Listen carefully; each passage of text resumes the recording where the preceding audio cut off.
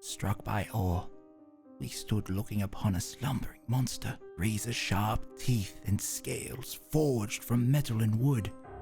A mane of fire and shadow, its horrific form caused pause to my pack and myself. We were sent to gather information about this camp, and also to save Garrett, who was meant to be traveling with us, but left in hopes to save his own brother Godswin. As my pack planned an ambush, I trembled as I imagined all the things that could go wrong. Trusting in my siblings, we enacted our plan. I truly come alive when I run with them. Many things didn't go to perfection. After a fierce exchange of violence, the slumbering monster was awoken by a flare. We did save Garrett.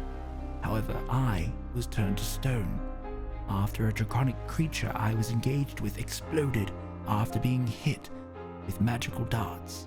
I managed to use my wild heart to turn into a mouse and teleport to Goose to carry me before I was completely petrified, not knowing if this was the end and not having enough time to say goodbye.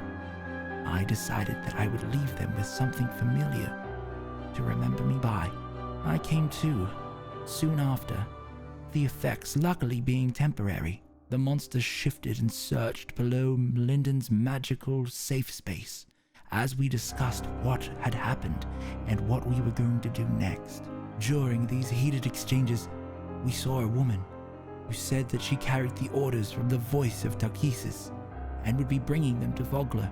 The monster gave up its search and we decided to rush back as fast as we could to Vogler. Before we left, Corey apologized to me in her own way, saying that she doesn't want me to die to anyone else's hands but her own.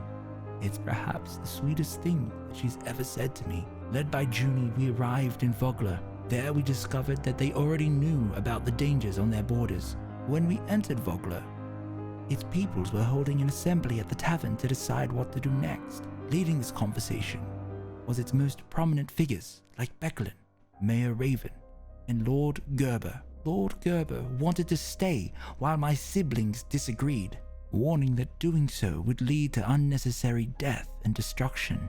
Goose and Junie declared that it had to do with greed, looking to my siblings and drawing inspiration from them. I did something I didn't want to do.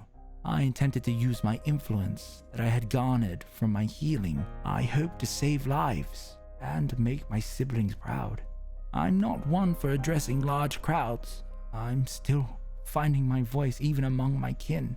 While some were convinced, others decided to stay, being weighed down by their belongings and imprisoned by their walls, willing to give their lives for it all. That's when the woman arrived at the gates, calling to speak with the leaders of Vogler. I remained at the assembly in hopes to convince others to reason, while those summoned left to speak with the woman. Before long, Vogler's attention was moved to the cliffs. Standing hostage on its edge, Godswin, brother of Garrett, and Finch,